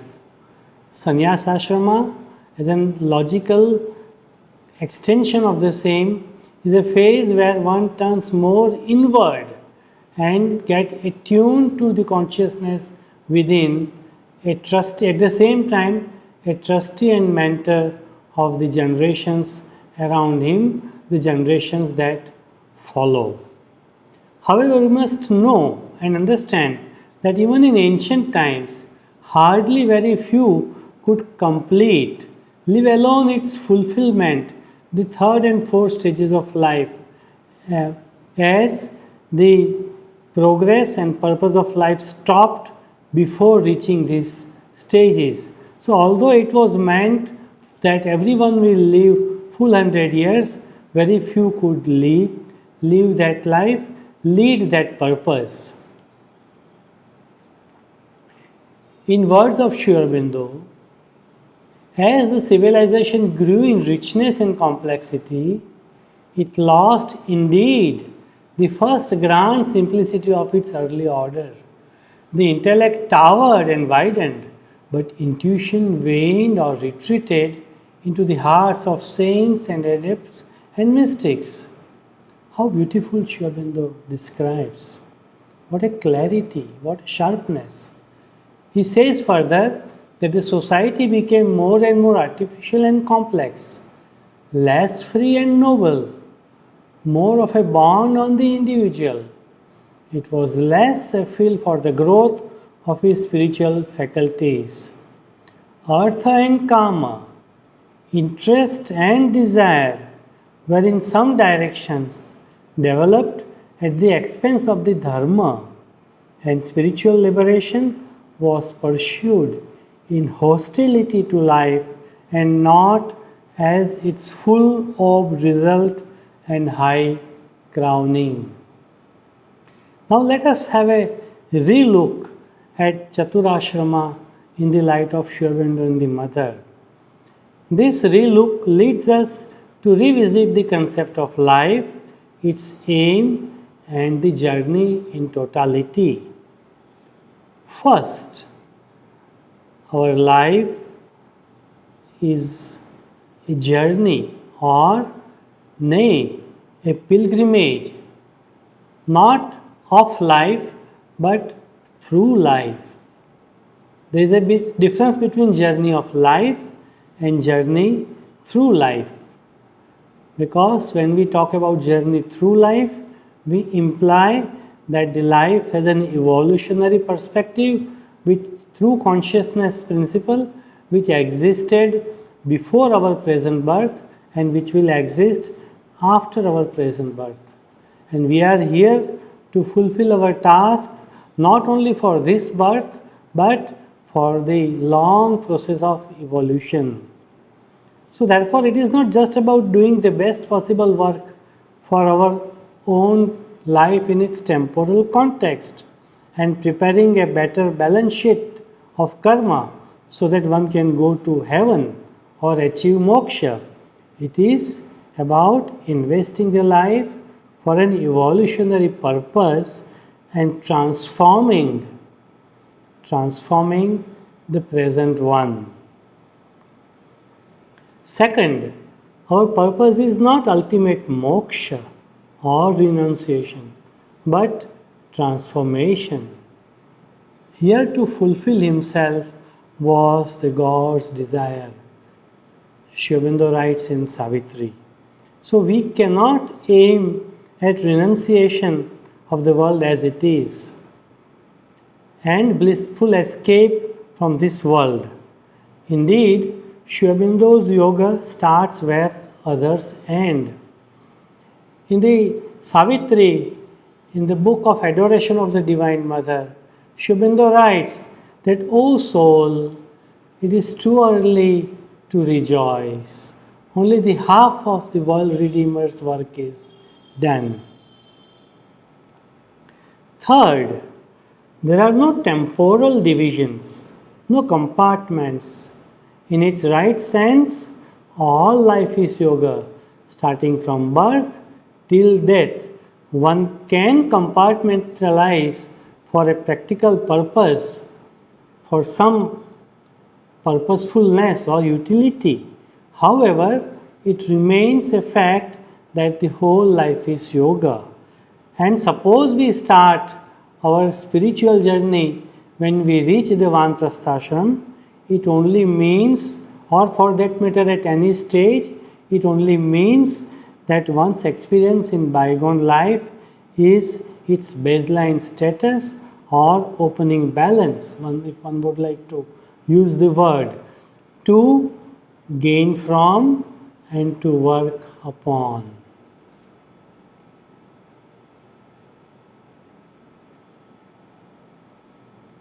Fourth, Sri Aurobindo's teaching lays immense emphasis on discovering our psychic being and seeking its growth and growing our outer members in living influence of our psychic being.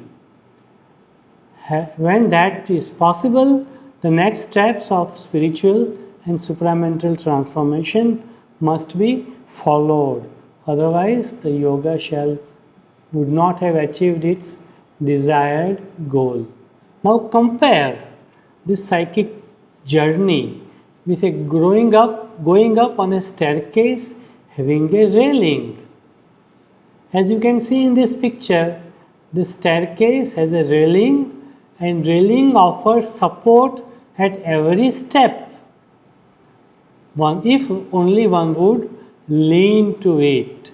So the railing or the psychic spark is our constant succor and support. And in ordinary life, at least 3 decades are required for psychic transformation, for complete dependence on psychic being, complete identification, awareness, and complete reliance of the same.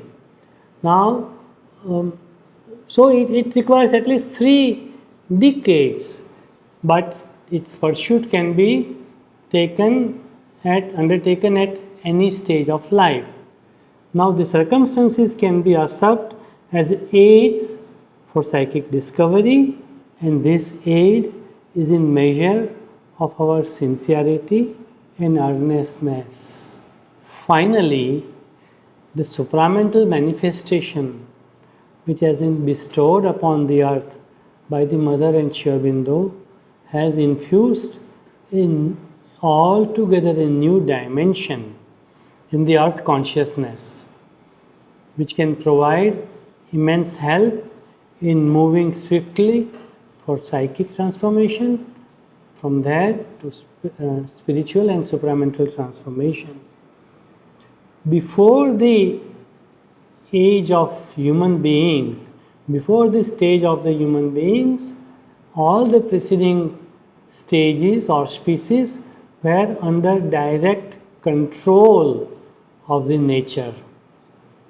With coming of the human race, with coming of the mental consciousness, the human being or the highest capacity of the human mind has been set side by side in equal capacity of nature.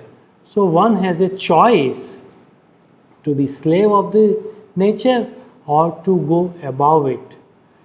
Unfortunately, the human being gave this power or gave this opportunity to hostile forces. However, one should resist and give these powers. The power of discrimination is meant for surrender. The power of discrimination is not meant for growth of ego. The power of discrimination is meant for growth of inner deity. And if that can be done, then the next stage of evolution can be pursued.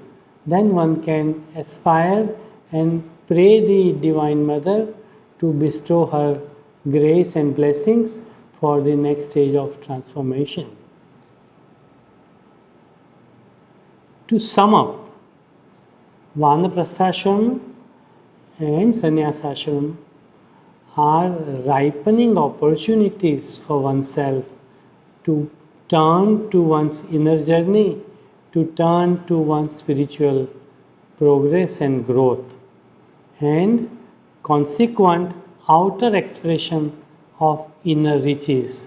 So in a sense, there are stages to make our inner being rich, treasured, and have its effect tangible and visible in our outer members of our life. And if we keep the aim of transformation, that is psychic transformation, upfront, then these two ashrams provide the most unique opportunities for growth of oneself and growth of collectivity at large. We are doctors and we know that in medical education, the senior-most teacher should teach the junior-most student. Why? Because the senior-most teacher can impress upon, can convey the most subtle truths, principles in most simple way. Similarly, if we can allow our psychic being to rule and prevail upon our mind and speeches, then we can be of great help, we can provide a great instrumentality of the divine for the collectivity. The essentials of the sadhana in any case are to call and remain open, a sincere aspiration and opening to the Mother. Now, before we really study how shall we proceed for psychic and spiritual growth, let us see what is our opening account. For any person, one of our portion of our topic is from near to far. So let us see, one who reaches the age of Vanaprastha, how is he? Where is he poised? Whether he is doing sadhana or not, whether he is a layman or a learned man, what is his mental composite? Now studies have shown that in mid-40s, the attitude of every human being starts undergoing metamorphosis. It is commonly said that the life begins after 40. But in what way? There was a study done in Britain where they asked every individual which was included in the study about certain material possessions. It was arrived at a conclusion that around mid-40s, a common British citizen would amass a reasonable properties. It was believed that the property would be of market value of £40,000. Now the question was asked, what is the worth of your material possessions? This question was asked to people who were aged 30. The same question was asked to people who were aged 40 plus. Now those who were of the age of 30, they said that the financial value of these possessions is exactly £40,000. When this question was asked to those who were 40 plus, they downsized the value. They said, no. These possessions don't mean more than £30,000 or £33,000. The objects were same, but the value attached to this monetary, to these physical gadgets was less, implying that with advancement of age, people think more of subtle qualities of life, subtle aspects of life as more valuable than what is gross, physical, measurable and tangible. They value more what is experiential. And remember that this was not for those who have turned to sadhana. This was for common man in the society. Second thing, that with advancement of age, particularly 60 plus, there is increased risk of physical ill health and cognitive impairment. That is the aging effect which comes to anyone. However, the aging does not give only negative effects, it gives positive effects as well. Particularly in octo and nonagenarians, it is found that there is high level of life satisfaction, coping abilities, resilience against any adversity, and greater emotional control over negative forces. An elderly person is often more able to maintain self-esteem and joy under any circumstances. So this is in a way the gift of silver hairs. It makes one more stable, more internal. Third portion is, so far as our balance of life is concerned, that the life also gives traumatic experiences. There can be traumatic experiences because of job, because of finance, because of family, because of society, because of illness, and so on and so forth. And these experiences will make oneself disgusted. One may be often in a state of revolt. However, from the divine point of view, these are blessings in disguise. The means matter not, the aim matters more. So if these traumatic experiences also help one to turn one's gaze to one's inner richness, then the purpose of destiny is more than served. Now there are some deterrents for transformation, for inner journey. They are mostly inner. They are not environmental, they are morely psychological and emotional and cognitive.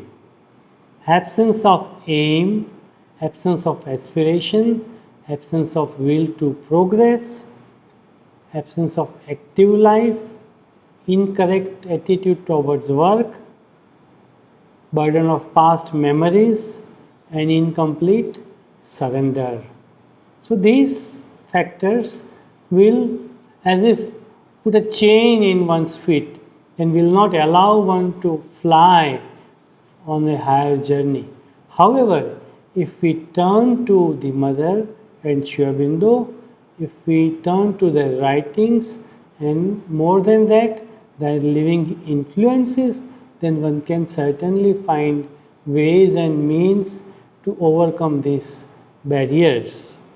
After all, what do we need in life?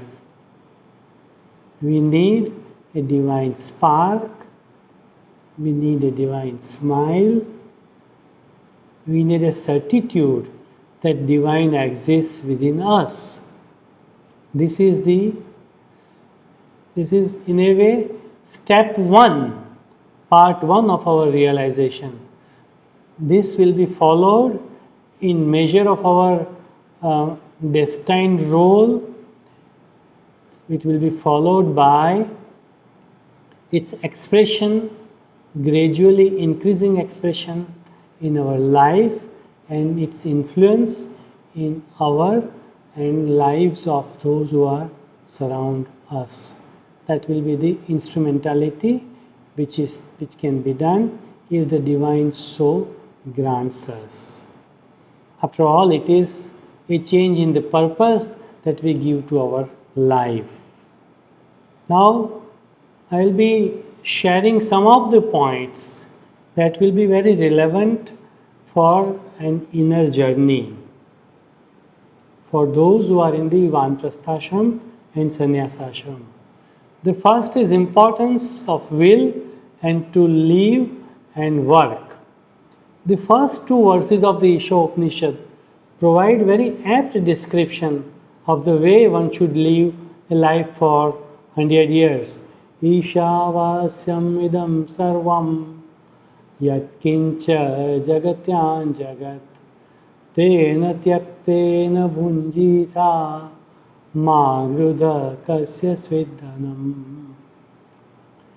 One of the beautiful quotation of Sri Aurobindo is that make of thy way a daily pilgrimage, for through small joys and griefs thou movest towards God. Second is, having convinced oneself of the will to live, the second is setting the goal right. The mother says that the life indeed begins when one becomes conscious, aware of the fourth dimension of life, that is omnipresent divine. The mother says that the true spiritual life begins when one is in communion with the divine, in psychic. Before that, one may have an aspiration, one may be an aspirant, but the spiritual life has not yet begun. So this becomes our goal. It should become our achievement in the time to come. Third is thirst for progress. The mother says that there are young people who are old and there are old people who are young. So the age is not morphologic age, chronologic age. The age is a function of our flame for progress and transformation. It is true that psychic discovery is a long process, no question about it. But doesn't one know that every step is gratifying? One may not be able to aspire every day, but then one can call, one can pray. The mother will listen, even a small whisper. Even if it is not articulated, still the mother will listen and answer. And in the process, through the grace, if one has received the divine touch, one is never at peace without making it a constant companion. In fact, one is in hurry, because that journey can turn a phenomenal man to a real man.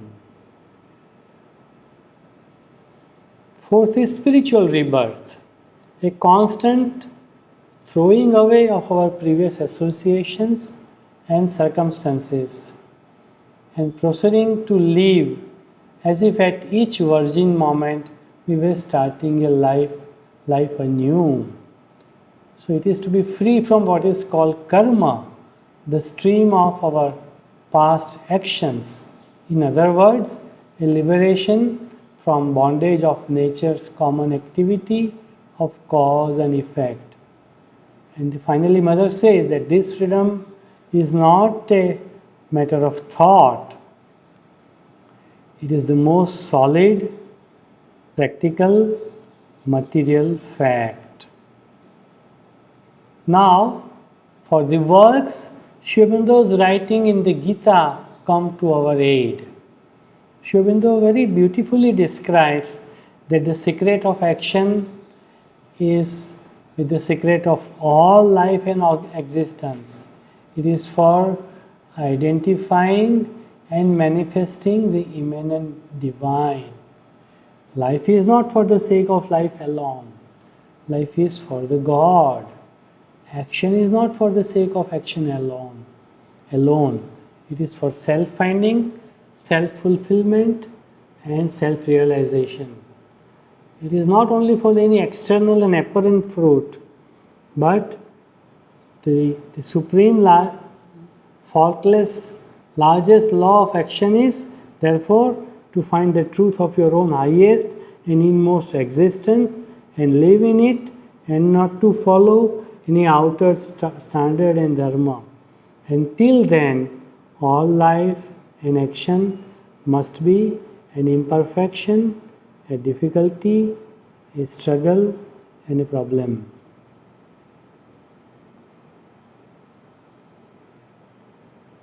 Next step is surrender. The Mother says the real bar to self-surrender, whether to the universal or to the transcendent, is individual's love for his own limitations. This love for our limitation is very natural. because it is connected with one's ego sense. It is connected with one's separateness. It was necessary at one point, but at a certain stage in life it is necessary to abolish, to minimize, to allow it to be dissolved, the sense of one's separate identity, or at least one has to move from outer identity to the inner identity. So the mother says that the sense of separateness is misapplied with regard to the divine. Because for in the divine, you do not really lose your individuality. You only give up your egoism and become the true individual. The divine personality, which is not temporary like the construction of physical consciousness, which is usually taken for yourself. Now this is so sweet. One touch of the divine consciousness and you see immediately that there is no loss in it. On the contrary, you acquire a true individual permanence which can survive 100 deaths of the body and all the vicissitudes of vital evolution. One touch of the divine consciousness and you see immediately it is also able to express your inner movements. It is well known that the face is an index and mirror to the mind. Now we come to some practical aspects. Can clinicians help their sick patients of VANAPRASTHASHRAMA and SANYASASHRAMA in opening inner gates? Of course, doctors have a larger role to their patients, which goes beyond treatment. A doctor is a friend, philosopher, and guide. It is true that the present day medical education pays very little emphasis on this and provides very little sensitization. However, those who are turned to Sri Aurobindo and the Mother can play a great role in helping the ailing humanity. They can become instrument in providing psychic touch and open the gates of the patients to the divine grace, which will empower them to arrive at a different meaning of the illness as they pass through the ordeal. I would like to share some experiences in this regard with everyone. We all know that in moments of grief, an individual turns to existential realities because he needs solace from suffering. He needs support. He needs an inner light, an inner lamp. Doctors can work as a catalyst in these moments of grief. Some examples are praying together with the patient who is sick,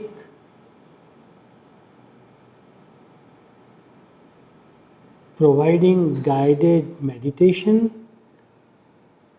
to the patient who is, say, on dialysis, or is waiting in the operation theatre, or who is waiting for the angiography and angioplasty. Talking about the patient, his life, one must remember that there is a person behind the patient. And if you can enlarge the frame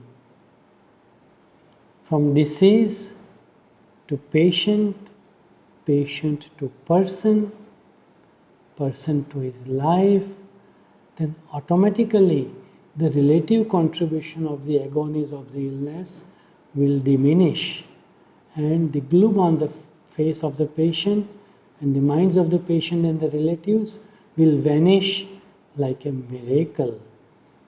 These are tangible experiences, and they can be practiced by anyone who comes in contact with the patient. Such practices also make us all very humble.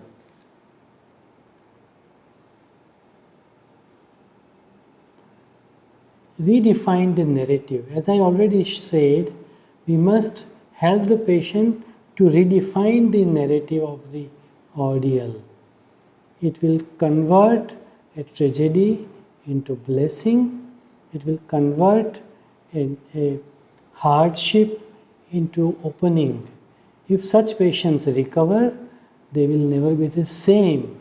And if they die, a clinician would have satisfaction of facilitating a quieter and blissful passage of the soul to the worlds beyond. Now let us see that if a seeker, if a spiritual aspirant who might be in VANAPRASTHASHRAMA, who might be in SANYASASHRAMA, and if he becomes sick, then it provides a great opportunity to call in Mother's peace and force in one's cells. In a way, one can take that illness as a sadhana of the cells of the body. I am sure all of us have seen many disciples who have very gracefully passed through these last stages of their life, stages of their illness, by remembering the mother and by offering the ordeal to the mother very, very gracefully.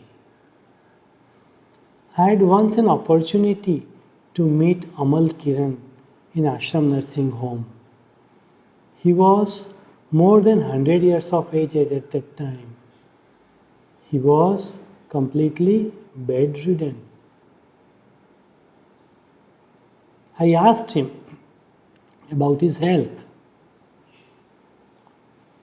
He said, something is always positive, something is always pleasant.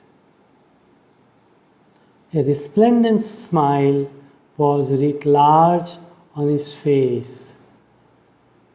It was very obvious that he lived in this world but belonged to the other.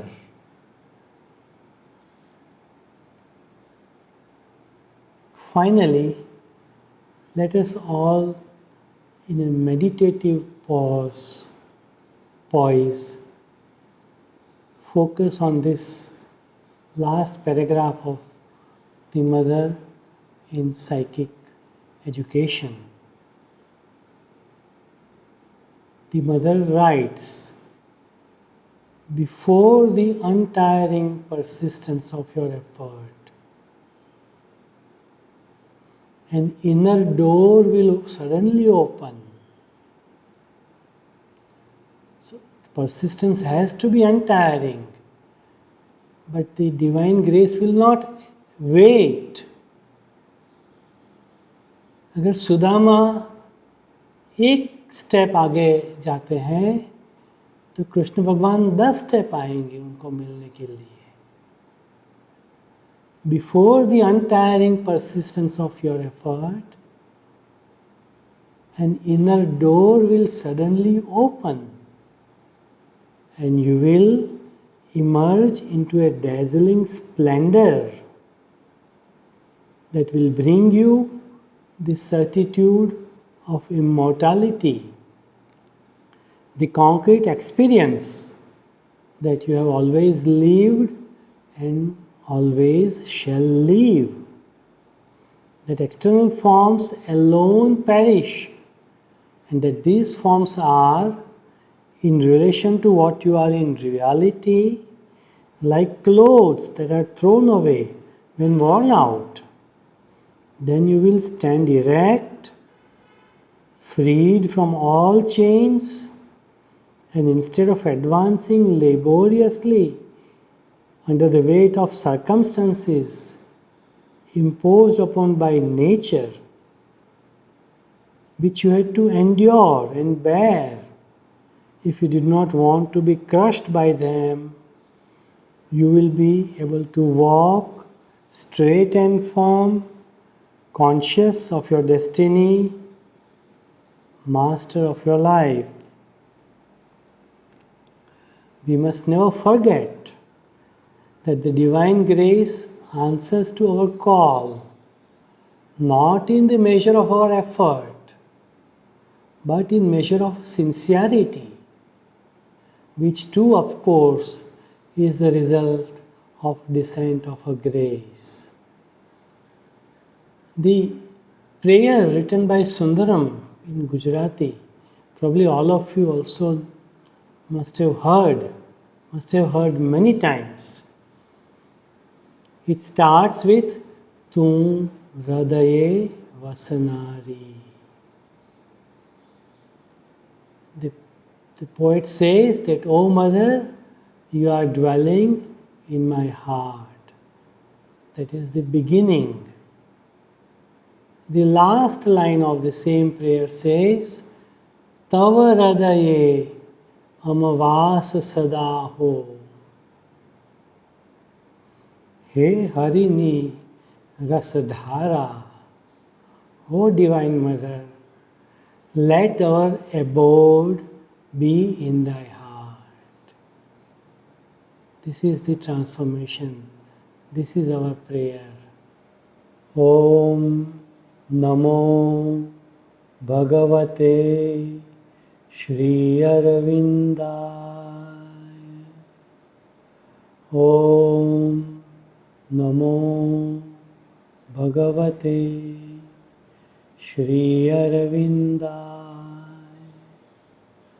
Om Namo Bhagavate Shri Arvindaya.